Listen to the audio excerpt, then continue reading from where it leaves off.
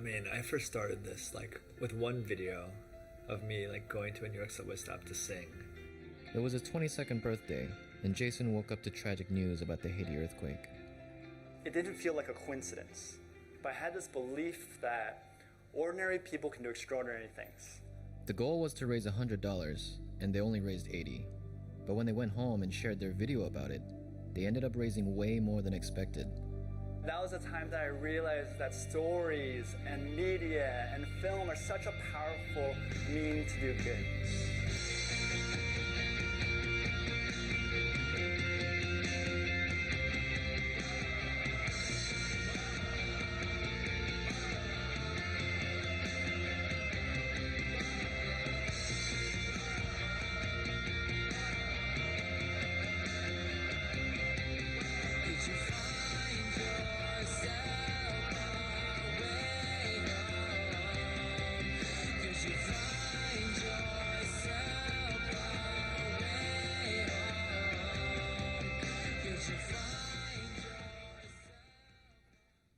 Everyone, please welcome Jason Lee.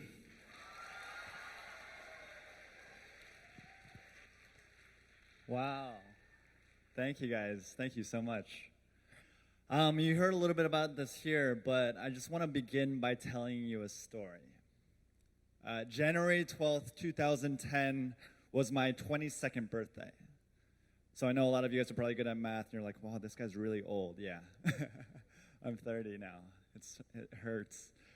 But January 12, 2010 was my 22nd birthday, and that morning I woke up to dozens of texts saying, happy birthday. I got some Snapchats saying, I love you, you're the best. Most of these were from my mom, but I felt really, really special, right? And I felt so blessed and so lucky to be celebrating my 22nd birthday. Unfortunately, that afternoon was the day of the Haiti earthquake. And a lot of folks in this room are probably too young to remember that, but for me, at that age, that was the very first big natural disaster.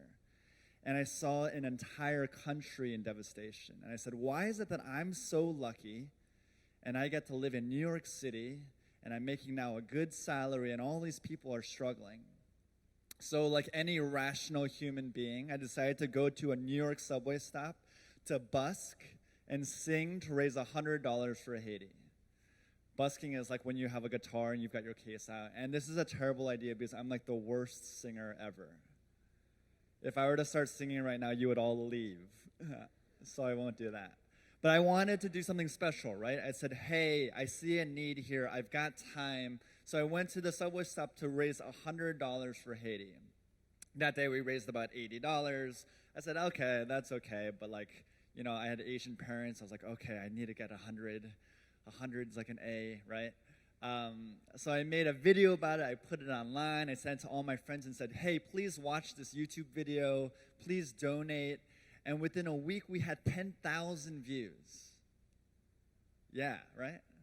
And within a week, we had thousands of dollars raised for Haiti. And I was like, Ma, I called my mom. And I said, Mom, but guess what? We have 10,000 views. And she goes, I know. I watched it 5,000 times.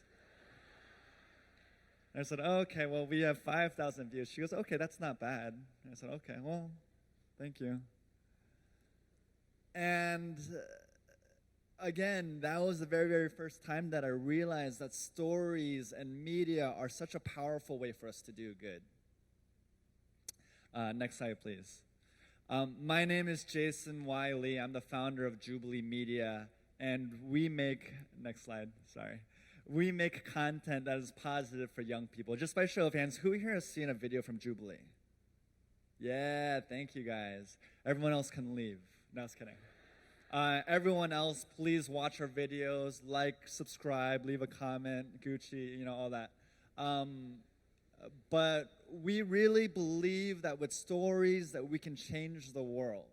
And hopefully if you've seen some of our videos, you see that, right? You see that history and you see that kind of ethos. But today, similar to Audrey, I'd like to take a moment just to share with you a little bit of my story. Because the truth is, for me to be here as an entrepreneur, for me to be here as a founder, for me to be here even as a filmmaker is so unlikely. I remember the brother in the back, you want to be a filmmaker, right? That's something that I never even thought about. Next slide, please. This is my family. Yeah, thank you. I'm the chubby one in the middle.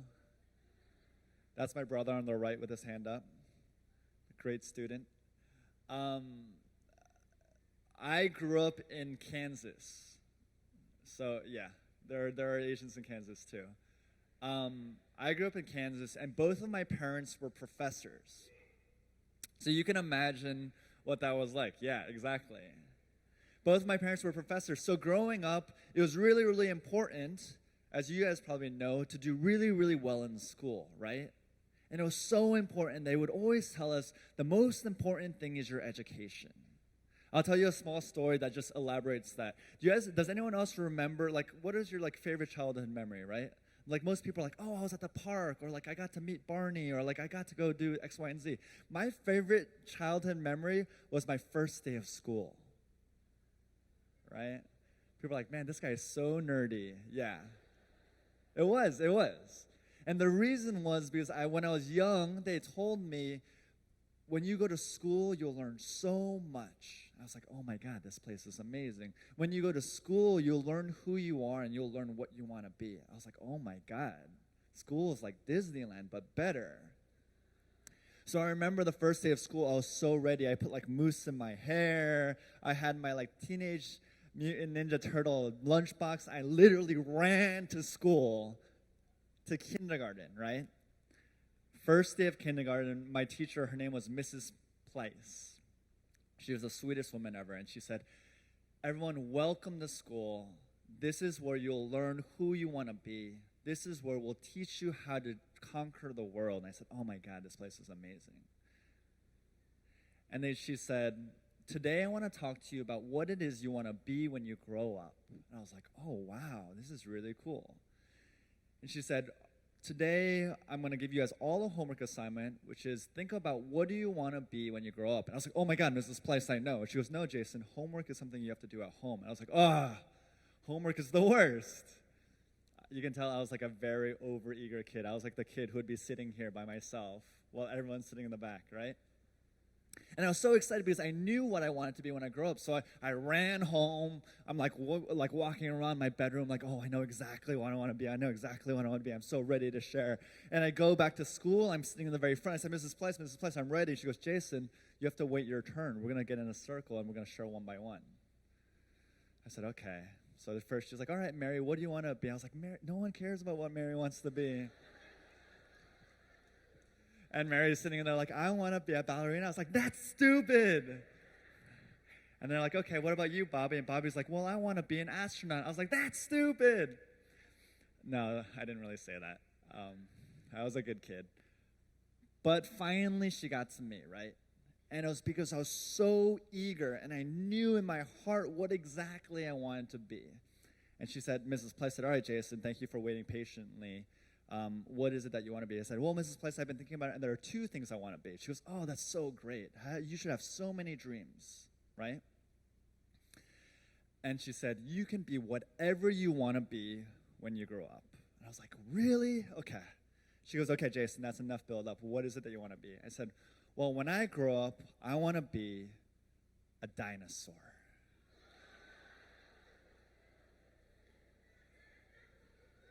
This is a true story. I said, I want to be a dinosaur. She goes, oh, that's so nice. And I said, and you said I could do whatever I want. She goes, yeah.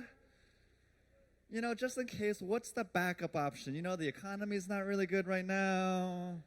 I'm not sure if they're receiving applications. And I said, well, as a backup, what I'd like to be is I want to be a policeman. And she goes, oh, that's so great. She said, why do you want to be a policeman? I said, well, when I grow up, I want to help people. I want to fight for justice, right? I want to shoot a gun. And she said, oh, that's so wonderful. You can be whatever you want. So then that afternoon, we spent the entire day drawing what it is we wanted to be when we grew up, right? So there Mary is. She's drawing like a ballerina. And here I am drawing a huge dinosaur with a gun and a badge. Can't make this up. And I was so excited and I was so proud. So I ran home as fast as I could with this piece of paper. I was at dinner with my parents, and my dad said to me, "Oh, Jason, what did you learn at school today?" And then I was like, I think I know what I want to be when I grow up, right? And by then I had kind of realized, okay, for some reason it seems like not cool to be a dinosaur. So he said, "Okay, what do you want to be when you grow up?" And I said, "Well, when I grow up, I want to be a policeman." And just like this, there was silence in the room. And slowly, my dad, he put down his chopsticks. My mom, like, had her spoon. And my brother's like, "Woo." And I remember this so distinctly. My dad looked at me, and my dad was my hero, right? I loved him so much. And he said to me, "Jason, when you grow up, you're not going to be a policeman." Yeah. He said to me, "You're not going to be a policeman. When you grow up, we want you to have a good job, like a respectable job." And I was so confused. He said, "When you grow up, you have to have a good job, a stable job that people will like you and respect you." And he said, "You're not going to be a policeman." And I was so confused because I had grown up and been taught you can be whatever you want to be. And suddenly my hero was saying, "No, you can't." And it wasn't clear to me then, but it became really clear to me over time what it is that I could be when I grew up. You guys know what those jobs were? I could be a doctor. I could be a lawyer. I could be an engineer, yep. Or I could be maybe a businessman, right? Like, those are the 4 options. And I was like, okay, I guess so. Who's heard that before, right? And it's never something that was sat down to me and said, "This is what you're going to be," but that was really clear to me of this is what it was expected of me. So I said, okay, I'm going to be a good son. I'm going to be a good student. How do I get there? And the whole path was do well in school, go to a good college, make a lot of money, get married, have a lot of kids, retire, then you will be happy. I was like, okay, I can do that. So I got into high school, and I was the kid. Who here is in high school? Yeah, okay. So you know what I'm talking about here. I got in, and I was a freshman walking around with like SAT note cards. Super nerdy. And I was like, "What are you doing?" I was like, "Oh man, have you heard of the word meticulous?" I don't know. That was the word that came to mind. And I just tried so hard to do well. I had heard that to get into a good college, you have to do a lot of extracurricular activities, right? So I joined every club I could. I was like the editor of my newspaper. I was part of the math team. I was part of the science team. I was on the swim team, mainly because the swim team was the only team that didn't have tryouts. They just try to work you as hard as you can until you quit. But I was in the last lane swimming, like, "You'll never get rid of me." I was on the chess team. I was the president of the chess team. I was the only member of the chess team. So that was a little tough because my teacher had to always be like, "All right, I guess we'll play another game." And my dream was to go to an Ivy League school, right? Oh, man. If I could go to an Ivy League school, then I will be happy. So I applied to all these Ivy League schools, and lo and behold, I got into Penn, the University of Pennsylvania, Wharton. And I was like, I made it. Next slide, please. And similar to Audrey, I think I had this experience that I was thinking, wow, when I make it to Penn, now I finally am happy, because this is where the magic happens, right? Literally the first day I showed up, I felt like I was at Hogwarts. I was like, this is magic. Look at this cafeteria. Look at these green lawns. Next slide. And similar to Audrey, I was one of those kids who was sitting on the lawn just with a book. And people would be like, "Jason, what are you doing?" I was like, "I don't know. I think this is what you're supposed to do at college. You're supposed to look smart and read books." And the first couple of weeks were magic and so awesome. And something really, really interesting happened. Some weeks passed and some months passed. And I started to look around, and I had this feeling, and I'm sure you guys have felt this before. I wasn't unhappy, but I wasn't happy. Have you ever felt that before? Yeah. You're not unhappy, you're not depressed, you're not miserable, but you're just not happy. And I said, why is it that I'm not happy? I've lived my entire life according to this plan, and I'm not happy. And I said, oh, I know why. It's because I'm not making a lot of money yet, right? So I said, okay, in order to be happy, I think I have to work really, really hard to get a really good job. So I worked as hard as I could, studied my butt off to become a consultant, which at the time is what everyone wanted to do. And I started working for a company called Bain & Company. And my first day at Bain was similar to my first day at Penn, where I thought it was magic. It smelled like printer paper. I was like, yeah, I've made it. They had free highlighters everywhere that you could take and put into your pocket and take it at home, and no one would ask you any questions.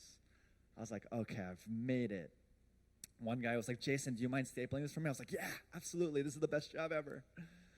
And I was making six figures. I was making over $100,000 as a 21-year-old, right? This is insane. And the same thing happened after a couple of weeks, after a couple of months. I was looking around and I said, wait a second. I'm not unhappy, but I'm not happy. Do you know what I mean? So my second day on the job was January 12th, 2010. That was my 22nd birthday. And I started making videos just for fun on the side. I started making videos like love stories. I started making videos like action films. And every single video, I wanted to make it for a various cause, right? And slowly the videos started getting thousands and thousands of views. And people were saying, wow, this is really, really cool. And I started getting invited to events like this and asked to share. And I would say, what do you want me to share about? And they said, share about what it means to pursue your passion. You've heard that before, right? So I'd go up and I'd say, pursue your passion, do what you love. And every Monday morning, I'd be in my cubicle crying like, I'm a traitor. I'm not doing what I love. And it got to the point where I was at an event like this, and there was a speaker before me, and she was talking about a woman named Bronnie Ware. Has anyone heard of Bronnie Ware before? Bronnie Ware is a palliative care nurse. So palliative care is when you're helping people who are going to pass away soon, so people who are on their deathbed. And their job is to make their life and their transition easier. And what she did was before they were dying, she would ask every person, what is it in your life, that is your biggest regret? What is your biggest regret in your life? And what do you think people said? People said, I wish I had worked less. Or I wish I spent more time with my family. Some people said, man, I wish I played a little bit less Fortnite. No, but seriously, right? People kind of said, I'm like really, really reflective. But you know what people said the very most? Next slide, please. People said, I wish I had the courage to live a life true to myself and not one that others expected of me. Wow, right? Yeah.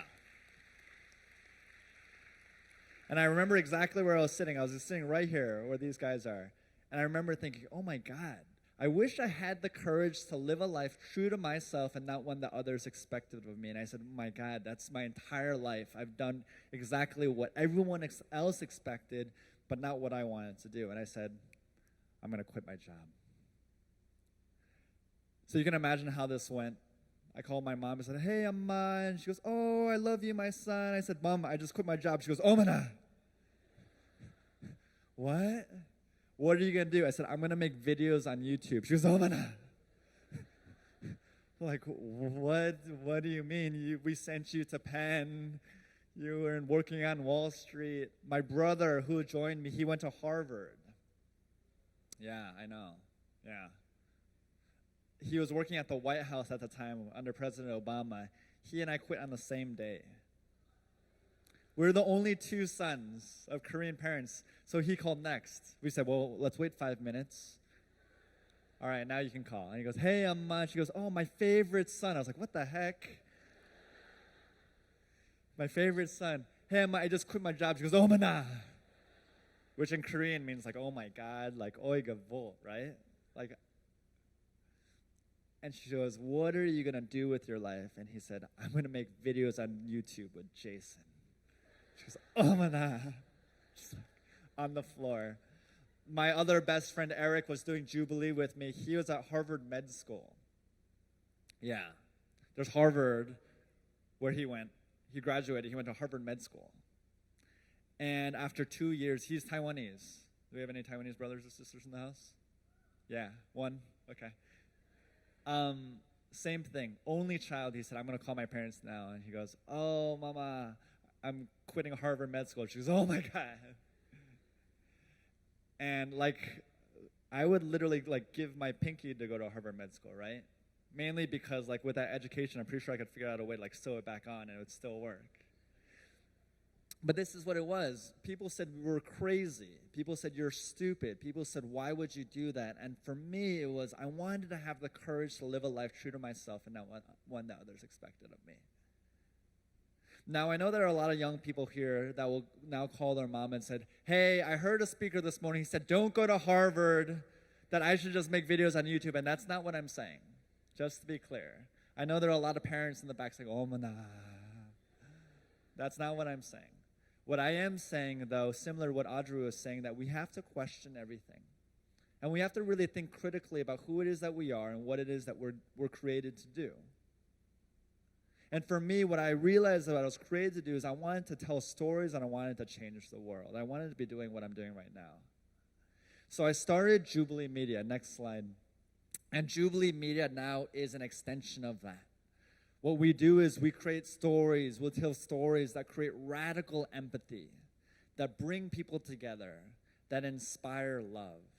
Next slide, please. We make videos like Both Sides, which allow us to hear two sides of every love story. We create videos like Middle Ground that show us that there's commonality between the most distinctive people, Republicans and Democrats, cops and felons, even pastors and sex workers, right? That there's so much middle ground in a world that's so divided that we need to be pulled together. We make content like Deepest Regrets, Seeking Secrets, which show us that we have to be vulnerable. And it's often our brokenness that connects us more than ever. And we make content like Candid Confessions, which show us that when we lean into our vulnerability and share some of the things that scare us the most is actually what connects us the very most to the people around us. You know what I mean? I see you guys nodding. Yeah, exactly. And that's what we're trying to do. So to date, we've had 150 million views. We have 1.5 million subscribers. But more than that, what we're trying to do is we're trying to create a movement of people who believe in radical empathy, who say, I don't care about left and right. I don't care about Christians and atheists. I don't care about Trump versus Obama. What I care about is the person in front of me. What does it mean to love that person, right? So there are 3 quick things that I want to share, and I want us to do an exercise if you guys are down. Cool? All right, you guys still with me? All right. I love you guys. You guys are awesome. The 3 things I want to share really quickly is 1, next slide, be brave. A lot of times people talk about finding your purpose, finding your passion. If you don't know what that is yet, don't worry. A lot of people are in their 40s and don't know what their passion is. But what I would tell you right now is exercise courage and learn what it means to be brave. You guys have been in that scenario where you're like, man, I really want to be brave right now. I really want to do this, but I'm afraid, right? Who else has felt that before? Yeah. That's exactly what I felt before I went on that subway stop to sing for Haiti. But I said, you know what? I want to be brave right now. That's who I want to be. And there will be all these steps along the way where you're going to have a choice to be brave and to lean in. A lot of people say, when you see something that's scary, you should run away, but I don't believe that. Unless it's a bear, then you should run away. But what I say is walk towards fear. Be courageous. So be brave. Next slide, please. The second thing I would say is walk humbly. A lot of times people think being brave means being the loudest person in the room, to be overpowering. But the truth is that what I've seen is that the people who are often the most brave are the ones who are willing to listen. Have you seen that before? The people who are able to be vulnerable with each other and share honestly about their feelings and really, really empathize with someone else. I love when people are able to be incredibly vulnerable. And last slide. Last thing I would say is to live greater. Here's the thing. Our generation, you'll hear so many people say, and I've said this already, right? I've said, If you find your passion, then you'll be happy. The truth is, I've found my passion. I get to do what I love. I'm a filmmaker, right? Every day I get to make films. How cool is that? Even despite finding that, I've learned that I'm not always happy, actually. Even if I were a millionaire, I wouldn't be happy. I've met Barack Obama. I've met Jeremy Lin. I've met all these people who are really, really successful. And what I've realized is a lot of times when we catch our hopes and dreams, we actually aren't happy. And that's scary, right? Because you're like, wait, then what am I supposed to be living for? You should be living for something much greater than yourself. It doesn't mean you should not pursue your passion, but what I'll say is you should find what you're good at, what you're passionate about, but you need to use that in service of other people. You have to live for something much greater than yourself, and then and only then will we love ourselves and really, really be content and happy. You hear me? Yeah. Thank you. So I want to close, and I want to do an exercise with us really quickly. But just a reminder, be brave. Be really, really brave. Walk humbly. Live greater. That is what we are here. Final slide. Oh, okay. That's me. That's what we were trying to do with Jubilee, and that's what I want to be in service to you guys, too, with. You guys can't see this, but my contact, you can find me on Twitter, on Instagram, just JasonYLee_. But I want to take a moment. Are you guys ready to be brave right now? Someone's like, I don't know. Be brave right now, okay? All right, we're going to take 5 or 10 minutes to do a quick exercise. Is that cool? Timing-wise, we're okay with that? Awesome. Okay, I know you guys have paired up before, so I want you guys to pair up, and I want you guys, we got to go all in here, okay? Like, there's no half in, half out. I don't want lukewarm. You're either in this or you're not. You got me? All right, I got to hear for real. You guys got me? Yeah. Okay, here we go. So everyone pair up with someone really, really quickly. One-on-one, just 2 people. And when you found that person, this is going to be really weird. Hold their hand and raise it up high. If you don't have someone, look for someone who's not holding someone's hand. Hey, by the way, the adults in this room, we're all going to do this together. Let's show a good example for the kids, right? All right, volunteers as well. All right. Is everyone holding a hand? If you're not holding, look around. Okay, so this is your partner. Does anyone not have a partner? Everyone good? Okay, can we get quiet for a second? All right, we're going to do one of our favorite shows. It's called T for Two. And with T for Two, what we ask is we ask 36 questions, and we're not going to do all 36, but there are questions that we ask that increase vulnerability, okay? So we're going to be kind of serious for a moment. It's going to get a little weird, I'll be honest, but it's going to be so good. You guys trust me? Okay, here we go. Here's the first question. I'm going to give you a couple of minutes for each of these questions, and I'm going to end with one final exercise, all right? All right, take a look at the person next to you, and I want you guys to both answer this question in about a minute or less, okay? The first question is, when was the last time that you cried?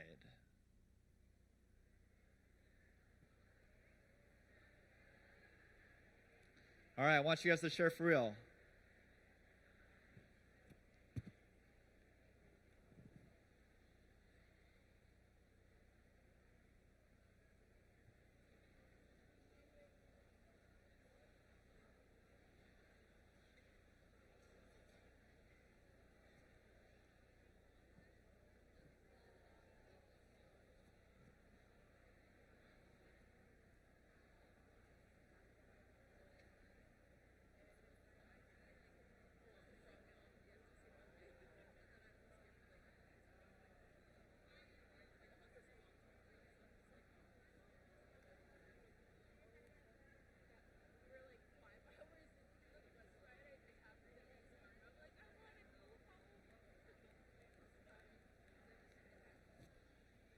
All right, make sure the other person is sharing now. Make sure the second person is sharing their side.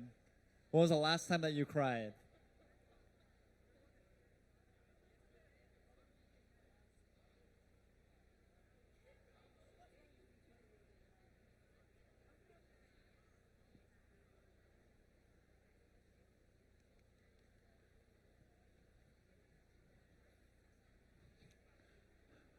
All right, adults, I hope you guys are doing this too, by the way. All right, if everyone's done, we're going to do one more question. Ready? Now I want you, with your partner, to go back and forth, and I want you to share 3 positive things about the other person.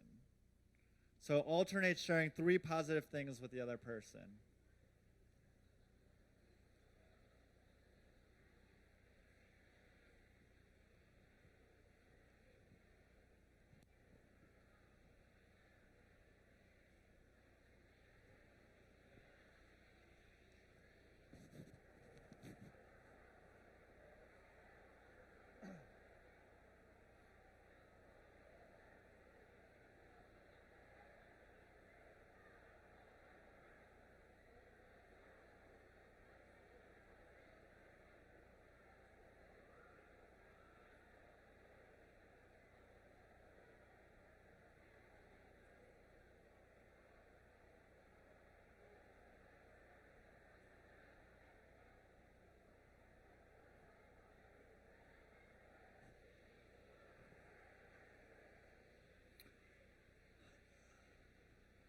All right.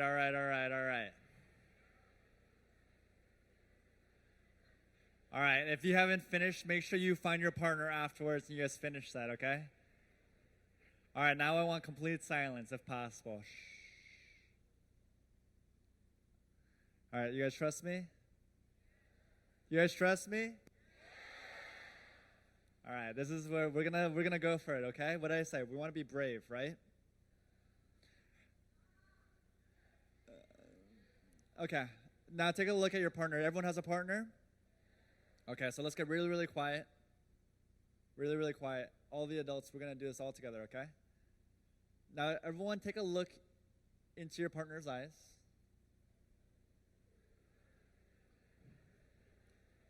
Okay. This is what we're going to do. It's going to get really weird, but I promise it'll be worth it. We're going to spend 4 minutes in silence looking into your partner's eyes. 4 minutes of eye contact. Ready?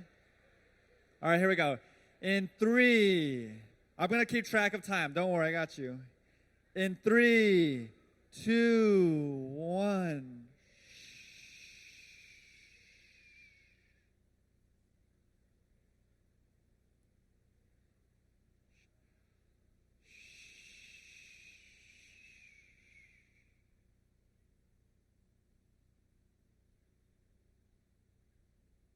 I told you this was getting weird.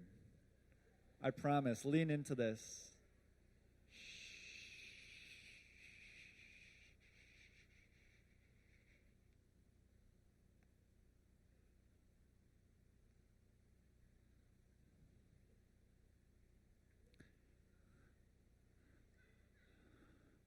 All right, let's get quiet, please. Let's get quiet.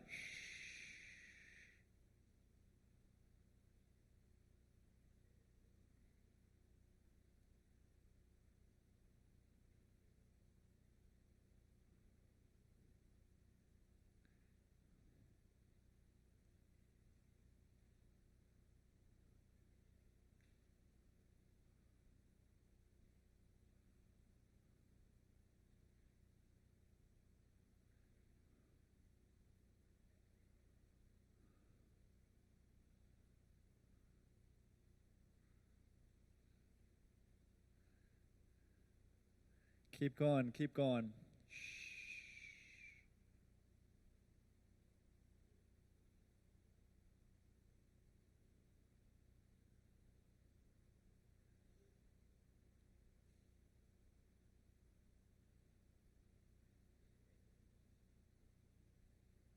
Keep going, guys. Keep fighting. I know it's hard. Keep going.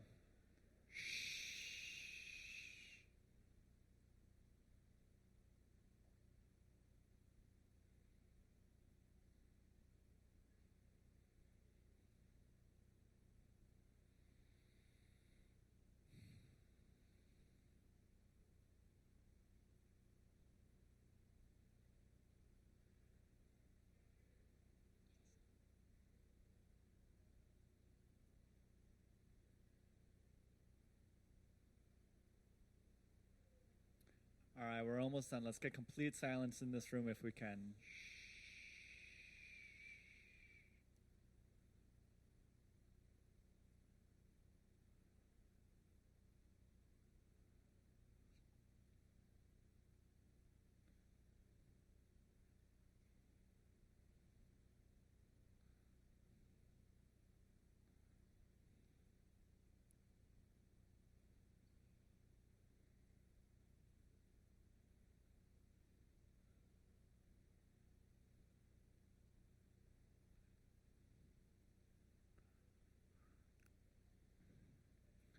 All right, guys, we're almost done.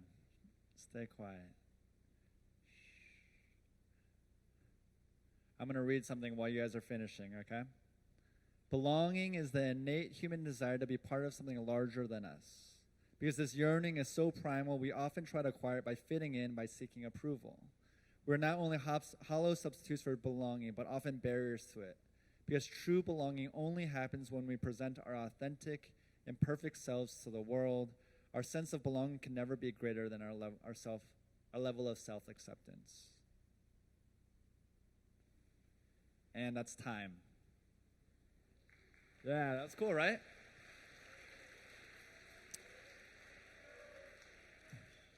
You guys are awesome. I really, really love sharing with you guys. I want to end with one last thing. It'll just take a minute because I know my time is up. Why don't we all stand for a second? I know. First off, I just got a message from our social media person. Do you guys mind if we take an Instagram video? Okay, so this is what I'm going to do. I'm going to speak into the video. I'm going to turn around, and you guys, when I turn around, you have to make as much noise as you can, okay? Can you guys do that? Okay, we're going to practice. Ready? We're going to practice. All right, guys, we're here. Sorry, one sec. Hey guys, we're here, and we're starting a movement of young people who believe in radical empathy. You guys with me?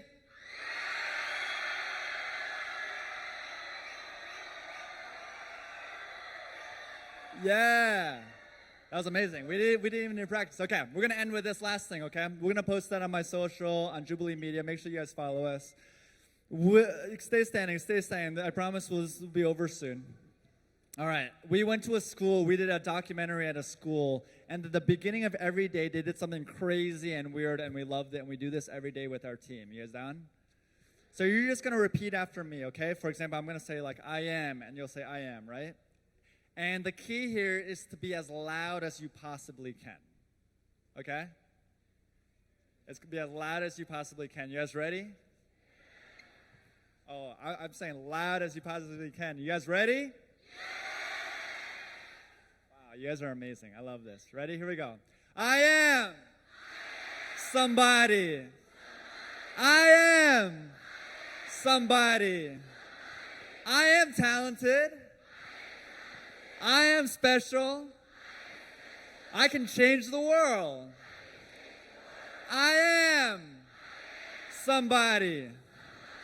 I love you. I love you.